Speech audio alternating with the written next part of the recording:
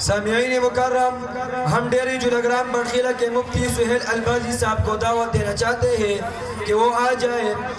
और आप सब के सामने मुख्तसर वक्त में कुरान और हदीस की रोशनी में बयान करें। मुफ्ती सुहेल अलबाजी।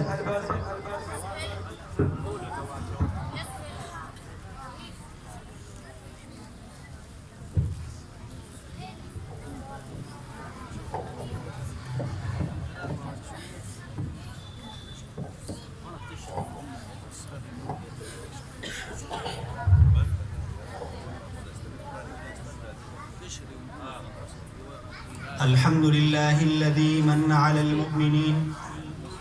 إذ بعث فيهم رسول من الأميين يتلو عليهم آياته المنزلة هدى للمتقين وعلى آله وأصحابه الذين كانوا يسمعون بالحق المبين ولا يخافون في الله لومة لائمين. أما بعد فأعوذ بالله من الشيطان الرجيم. بسم الله الرحمن الرحيم. الرحمن علم القرآن خلق الإنسان علمه البيان. وقال رسول الله صلى الله عليه وسلم إن لكل شيء شرفا يتباهون به وإن بهاء أمتي وشرفها القرآن أو كما قال عليه الصلاة والسلام. زما عزت مندو د ټولو اول زو هغه حافظانو صاحبانو ته او هغه ماشومانو ته چې په ناظره قرآن ختم کړي دي مبارکباد پیش کوم. الله تعالی دی د دوی دا ختم په خپل بارگاه کې قبول او منظور کړي. دا غینه پس زو اول د خپل استاد محترم قاری محمد داود سیماب سیبنا معذرت غواړم ځکه چې یو شاګرد ته د استاد په مخ کې خبري کول دا زما په خیال کې ډېره لویه بې ادبي ده. ځکه نبی علیه السلام فرمایي یو روایت دی چې استاد له الله تعالی د روحاني پلار درجه ورکړې ده، نو مناسب نه ده چې بچی د پلار په مخ کې لږ کوشایي وکړي. خدا وی په اجازت سره ستاسو مخ کې حاضر شوی یم. یو څو معروضات پیش کوم. دا محفل ډیر زیات مبارک محفل دی. او محفل ولی مبارک دی؟ دا ځکه مبارک دی چې الله تعالی فرمایي وهذا کتاب انزلناه مبارک. دا کم کتاب چې موږ نازل کړی دی قرآن پاک مبارک کتاب دی. مبارک څه ته وایي؟ د دې خیرونه ډیر دي او د دې نفع نه ختمېدونکي ده. او بیا مفسرین د دې آیات په تفسیر کې لیکي مبارک قارئه، د دې تلاوت کوونکی مبارک دی. و مبارک سامعه، د دې اوریدونکی مبارک دی. و مبارک مدبره، څوک چې په دې کې غور او فکر کوي هغه سړی مبارک دی. و مبارک متعلقه، او د کم سړی چې د دې قرآن سره تعلق دی بلکې د انسان نه د کم یو شي چې د دې قرآن سره تعلق پیدا شي هغه شی مبارک شي. علما یو مثال بیانوي. تاسو ته د دې خبرې پته ده مسله ده چې قرآن له بغیر د اودس له لاس وروړل دا جایز نه دي. یو سړی که قرآن پاک راخلي هغې ته به مخکې اودس کوي، ځان به ورته پاکوي چې څو پورې دی پاک نه. قرآن کې الله تعالی فرمایي لا یمسه الا المطهرون، دې قرآن ته لاس نشي لګولی مګر هغه خلک چې پاک خلک دي. پاک خلک چې د جنابت نه پاکي د بې اودسۍ نه پاکي هغه به دې قرآن ته لاس لګوي. اوس ګوره قرآن خو الله تعالی را لېږلی دی، خو د قرآن سره چې کومه ګته لګېدلې ده دا الله نه ده را لېږلې. دا ګته د پاکستان په کمپنو کې جوړه شوې ده، په کاټنو کې استعمال شوې ده او څه د قرآن حصه جوړه شوې ده. نو د دغې ګتې تعلق د قرآن سره پیدا شو، نو دغې ګتې ته بغیر د اودس نه لاس لګول جایز نه دي. ځکه مفسرین فرمایي مبارک متعلقه، د چا چې د قرآن سره تعلق پیدا شو هغه که انسان نه که یو ګتم ده هغه مبارکه شوه. دغه ګټې ته د اودس نه بغیر ناس نشي لګولی بلکې نور یو مزید تاسو ته وضاحت کوم او مثال در کوم چې مونږ د دکان نه یو کپړه راوړو هغه کپړه دوزې کو د هغې کپړې یوه حصه مونږ په کچن کې کیدو او د بلې حصې نه مونږ په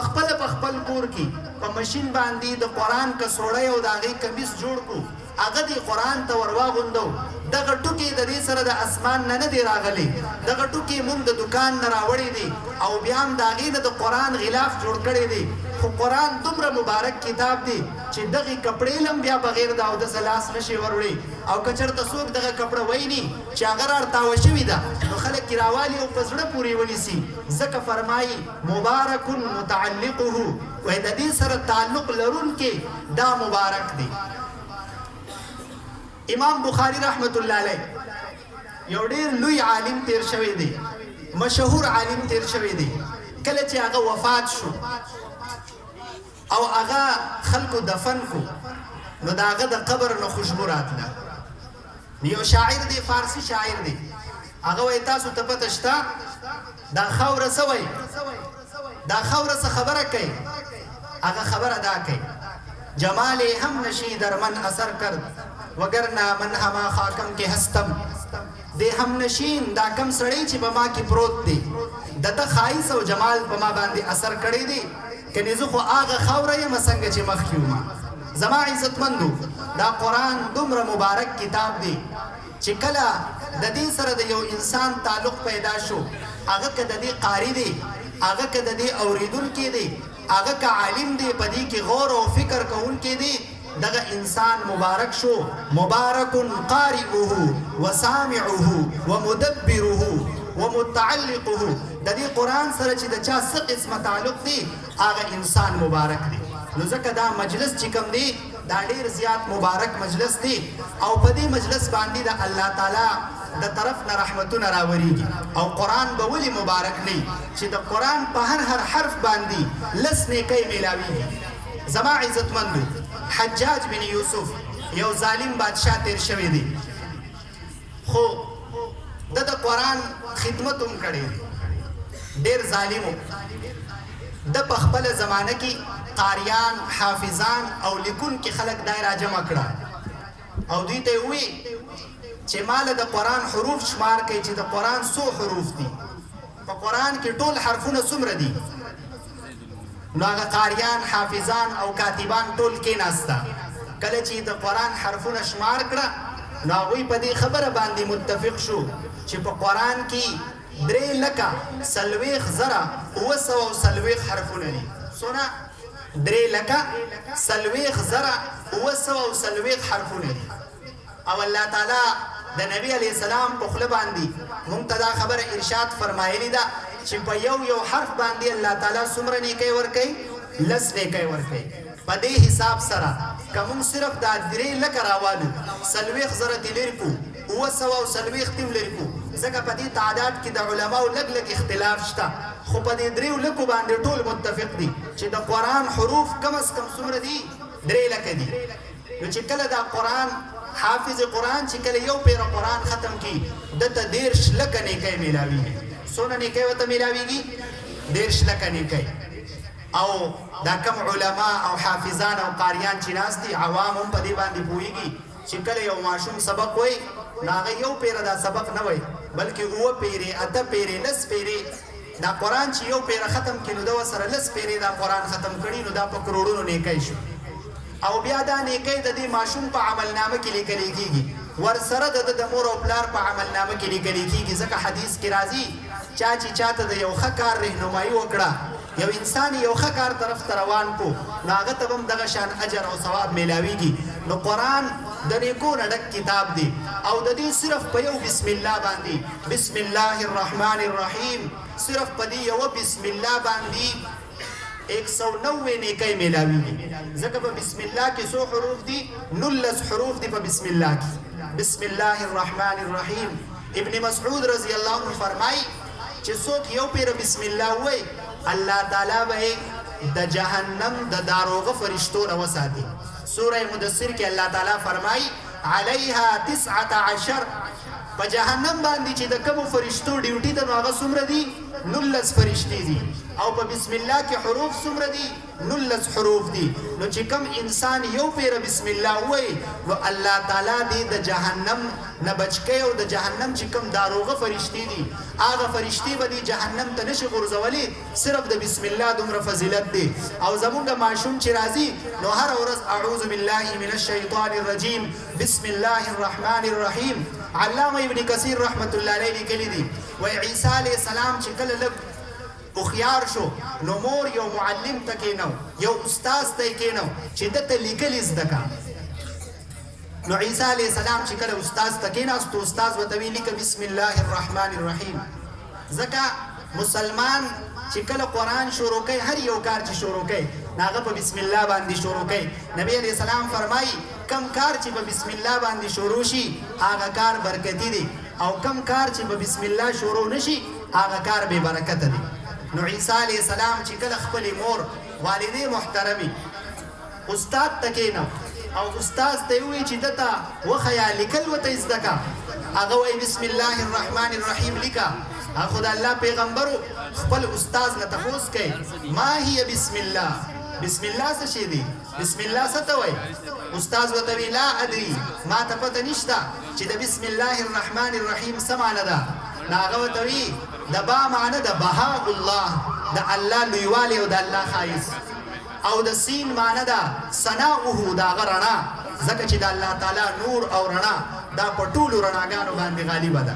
او د میم معنی د ملکوته داغه بادشاہي او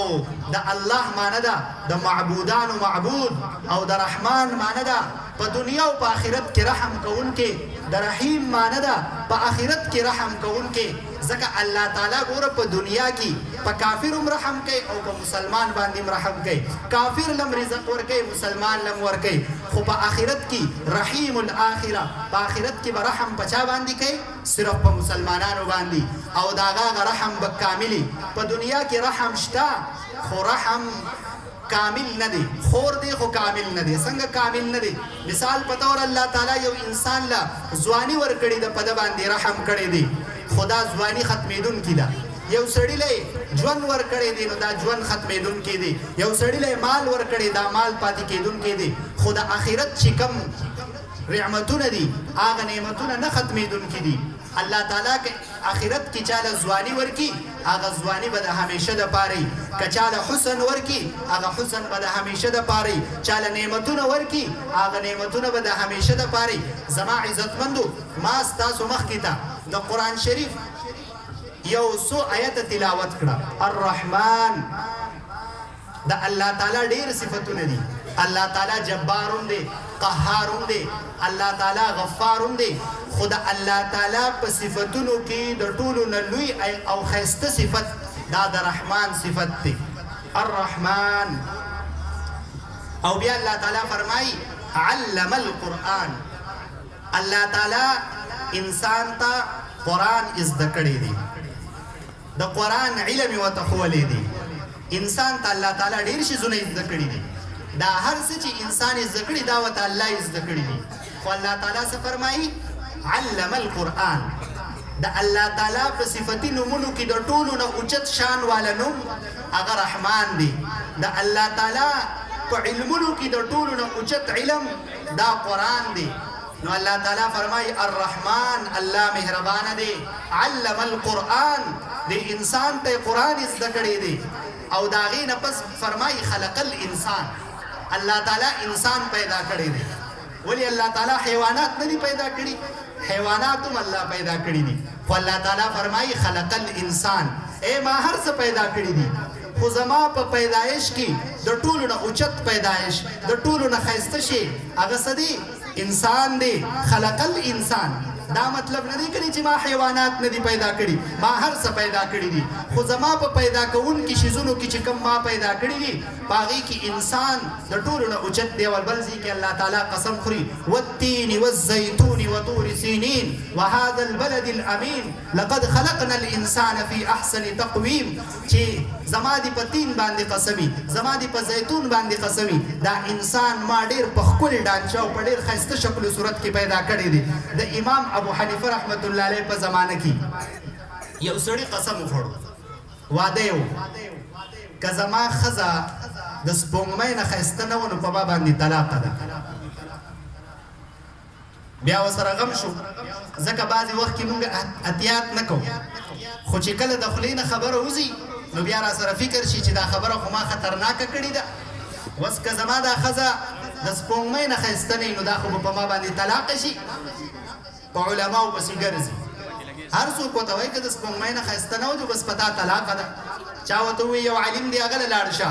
نوجوان عالم دی د هغه نه تپوس وکړه هغه به دې په دې مسله باندې ښه پوه کړي ځکه هغه له الله تعالی ډېر علم ورکړی دی دغه سړی چې کله لاړو امام ابو حنیفه رحمت الله علیه ته کېناستو امام ابو حنیفه رحمت الله علیه ته فرمایي امام صاحب ما قسم خوړلی دی او دا قسم مې خوړلی واده مې رانږدې دی که زما ښځه د سپوږمۍ نه ښایسته نه وه نو په ما باندې طلاقه ده امام ابو حنیفه رحمت الله علیه ورته وایي ستا ښځه د سپوږمۍ نه ښایسته ده په تا طلاقه نه ده هغه وایي چې ټول خلک خو ما ته وایي چې په تا طلاقه ده هغه وایي نه په تا طلاقه نه ده ځکه الله تعالی په قرآن کې قسم خوري والتین والزیتون وطور سینین وهذا البلد الامین لقد خلقنا الانسان فی احسن تقویم انسان ما د هر څه نه ښایسته پیدا کړی دی نو الله تعالی حیوانات پیدا کړي دي الله تعالی پیریان پیدا کړي دي الله تعالی غوا میخه بیزه ګړي دا هر څه الله پیدا کړي دي او الله تعالی فرمایي خلق الانسان زما په تخلیق کې د ټولو نه اوچت تخلیق دا د څه شي دی د انسان دی او بیا الله تعالی فرمایي علمه البیان دته می بیان زده کړی دی دته می خبرې کول زده کړی دي نو الله تعالی نورم ډېر صفات انسان ته زده کړي دي خو د بیان دا صفت داسې دی چې دا د ټولو نه اوچت صفت دی نو الله تعالی د اوچتو شیزونو تذکیره کړې ده چې زما په نومونو کې د ټولو نه ښایسته نوم رحمان دی او زما په تعلیمونو کې د ټولو نه ښایسته تعلیم د قرآن دی زما په پیدایش کې په پیدا وخت کې چې کوم شیزونه مې پیدا کړي دي په هغې کې د ټولو نه بهترین انسان دی او څه چې مې انسان ته ښوولي دي په دې کې د ټولو نه بهترین شی دا بیان او خبرې کول دي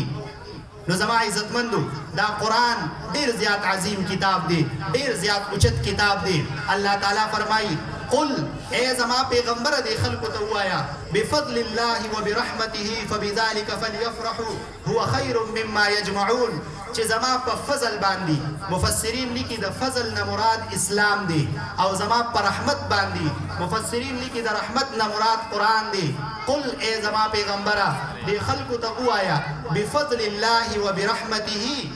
فليفرحوا علماء ناس ته په دې خبره باندې پوهیږي چې ای زما پیغمبر دی خلکو ته وایا چې زما په رحم او زما په فضل په اسلام او په قرآن دی خوشاله شي او بیا فرمایي فبذلک فلیفرحوا تاکید دی بیا دې په دې خوشاله شي د خوشالېدو شی صرف دا دی چې انسان په دې باندې خوشاله شي چې ما زه الله مسلمان پیدا کړی یم او ما له الله تعالی د قرآن په شان عظیم کتاب را کړی دی دا ماشومان دا ډېر زیات مبارک دي د دوی خاندانونه ډېر مبارک دي چې الله تعالی دوی له دا عظیم کتاب ورکړی دی او نور چې کوم شیزونه دي الله تعالی فرمایي هو خیر مما یجمعون دا خلک چې څه جمع کوي د دینه دا قرآن او دا اسلام ډېر زیات بهتر دی عمر رضی الله عنه یو پیره د خپل خادم سره روان دي اوښان یې وشمارله اوښان ورسره نو هغوی وایي دا اوښان خو ډېر زیات په لوی تعداد کې دي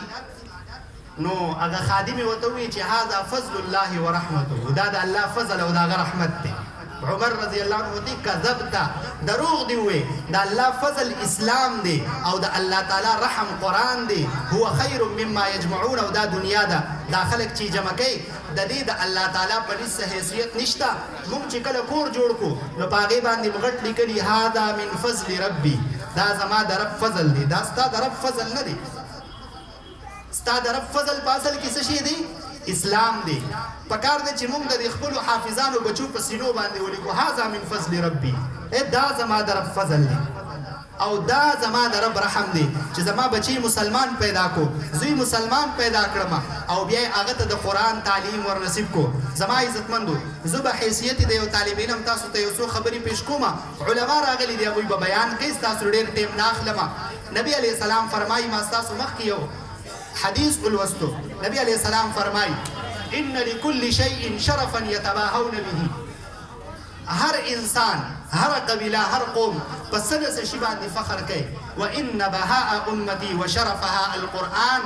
خو زما د امت د پاره د فخر او د خایس شي څه شي دی؟ قرآن دی. دوی به په څه باندې فخر کوي؟ په قرآن باندې به فخر کوي. دوی به په بنگله فخر نه کوي، دوی به په موټر فخر نه کوي، دوی به په ډیر جایداد او په ډیرو لویو لویو ډیګرو فخر نه کوي، بلکې په څه باندې به فخر کوي؟ په قرآن باندې به فخر کوي. زما عزتمندو، الله تعالی ډیر زیات رحم کړی دی په دې علاقه باندې چې دلته د دین یو مدرسه ده او په دې حافظانو باندې چې دوی د الله کتاب په خپلو سینو کې محفوظ کو. الله تعالی دې دوی له په دې باندې د عمل کولو توفیق ورکړي او الله تعالی دې زموږ د قرآن سره مینه پیدا کړي، ځکه دا قرآن یو داسې کتاب دی، دا یو داسې نعمت دی چې دا به ستا سره قبر تمځي، حشر ته به د سره ځي. که یو سړی ډېر زیات مالدار دی، ډېر زیات مالي ګټلی دی، هغه هر څه به د هغه نه دلته پاتې کېږي، د ځان سره څه نشي وړی. اسکندر یو ډیر لوی بادشاه تیر شوی دی. هغه چې کله مړ شو نو خلکو ته وی چې زه کله مړ شم نو زما د دواړه لاس د کفن نه بهر راوباسئ. خلکو ته وی ټیک د ستا وصیت دی، عمل به پرې وکړو، خو په دې باندې مو پوهه که چې دا لاسونه د ولې بهر راوباسو. نو هغه وی دا ځکه چې خلکو ته پته ولګي چې سکندر د ټولې دنیا بادشاه خو د ځان سره یې څه نه دي وړي، د ځان سره د دنیا نه څوک څه نشي وړي. که د چا ډېر جایدادونه دي، که د چا ډېرې بنګلې دي، که د چا ډېرې موټرې دي، دا هر څه به په دنیا کې پاتې کېږي. آخرت ته به او قبر ته به انسان د ځان سره څه وړي؟ صرف قرآن به وړي، نیک عمل به وړي. نو الله تعالی دې دا بچي نورو مبارک کړي او الله تعالی دې د دوی مور او پلار له د دې پوره پوره بدلې ورکړي او الله تعالی دې په دوی باندې مزید رحم وکړي چې دا بچي د قرآن د حفظ سره سره عالمان او مفتیان جوړ شي. واخر دعوانا ان الحمد لله رب العالمین.